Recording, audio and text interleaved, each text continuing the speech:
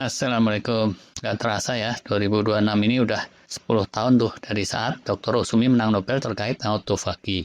Nah, Dr. Osumi itu bertahun-tahun resah karena soal autofagi ini banyak disalahpahami ya. Dalam beberapa kesempatan dia sampaikan, mestinya pakar-pakar dunia, pakar diet itu terus memperdalam autofagi dalam kaitannya sama diet dan fasting supaya penerapannya itu nggak keliru-keliru. Nah, ntar kalau keliru gue lagi yang disalahin. Nah, gitulah kurang lebihnya ya, perasaan beliau. Riset-riset terkait autofagi terus makin marah ya, dan dari waktu ke waktu bermunculan tuh pemahaman baru. Salah satunya ini nih, yang di judul kita, penting untuk dipahami buat yang suka minum kopi. Nah, berdasar pemahaman terkini, terindikasi bahwa autofagi yang ngegas saat intermittent fasting itu bakalan teredam atau terdisrupsi oleh kopi di pagi hari. Risetnya sebenarnya udah lama nih ya, tapi selama ini belum terlalu convincing gitu. Sebaliknya ya, yang sering dibilang itu, kalau kita diasup yang sifatnya zero kalori, intermittent fasting nggak keganggu, dan autofagi bisa tetap kenceng terus. Nggak kurang dari pakar sekelas Dr. David Sinclair, Dr. Jason Fung, dan lain-lain tuh ya.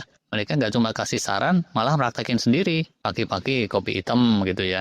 Cuman jangan pakai gula, krim, susu kayak gitu. Dan apalagi ditemenin roti 7 biji. Wah, warek sih itu. Nggak jadi fasting. Cuman ya, sekarang ada pemahaman baru, jurnal ilmiahnya, nggak usah kita rincikan di sini lah ya. Ini sekedar obrolan santai kok. Nanti kalau dirasa logikanya lemah ya silakan aja move on, nggak usah dipakai. Udah sering diomongin ya, ibaratnya autofagi itu seperti perontokan karat-karat di mobil gitu. Nah, sepanjang waktu ya, perontokan karat itu ada terus loh. Saat mobilnya abruk-abrukan di jalan, itu kan sebagian karat juga rontok. Tapi ya kelas perontokannya, kelas cemen, kelas D, kelas E, kayak gitu. Autofagi pun demikian. Sepanjang waktu ya bisa dibilang itu ada terus. Cuman kelasnya kelas biasa-biasa. Yang rada kenceng itu saat pemeliharaan. Nah, kalau autofagi itu ya pemeliharaan seriusnya saat kita fasting, nggak makan dalam waktu lama, termasuk saat kita tidur. Pas pulas, pas tidurnya berkualitas. Yang biasanya kelas DE, nah itu bisa naik kelas ke kelas C gitu, bahkan tembus ke kelas B kalau pas sleep-sleepnya dapet. Nah, sampai akhirnya terus berhentilah paginya saat kita sarapan. Kalau mau nyundul ke kelas A yang mantap surantep, fastingnya ya mesti cukup lama. Kemarin kita udah bilang tuh 16 jam gitu rata-rata ya, atau kalau mau lebih pasti 18 jam lah gitu, atau lebih. Ini gambarannya ilustratif aja sih ya. Yang diyakini orang tuh kayak gini. Di ujung-ujungnya intermittent fasting, itu autofaginya ngegas, kelas A gitu. Nah, kalau keseringan dapat autofagi yang top markotop, tip market tip, ya kitanya akan jadi lebih prima. Tapi, kalau paginya kita minum kopi, atau minum obat, drug tertentu, itu autofaginya digadang-gadang bisa buyar. Kopi itu sendiri bisa dibilang drug juga tuh ya. Nah, ini logikanya gimana sih? Yang dirujuk oleh pakar tuh terkait siklus hormon kortisol. Udah jadi konsensus pakar ya. Tiap pagi itu umumnya manusia mengalami yang namanya cortisol spike gitu ya. Hormon stres meninggi untuk sejenak sebagai salah satu mekanisme alami untuk bikin kita bangun yang kemungkinan ini udah ada sejak zaman manusia purba. Nah, saat cortisol spike di pagi hari itu, kitanya belum sarapan pun, gula darah akan menaik, laju autofagi otomatis menurun.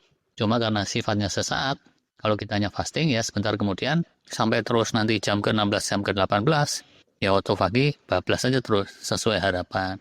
Masalahnya ya, kalau di pagi hari keasup kopi, kopi hitam nih ya, kalau kopi susu plus nasi uduk sebungkus, nggak usah diomongin lagi.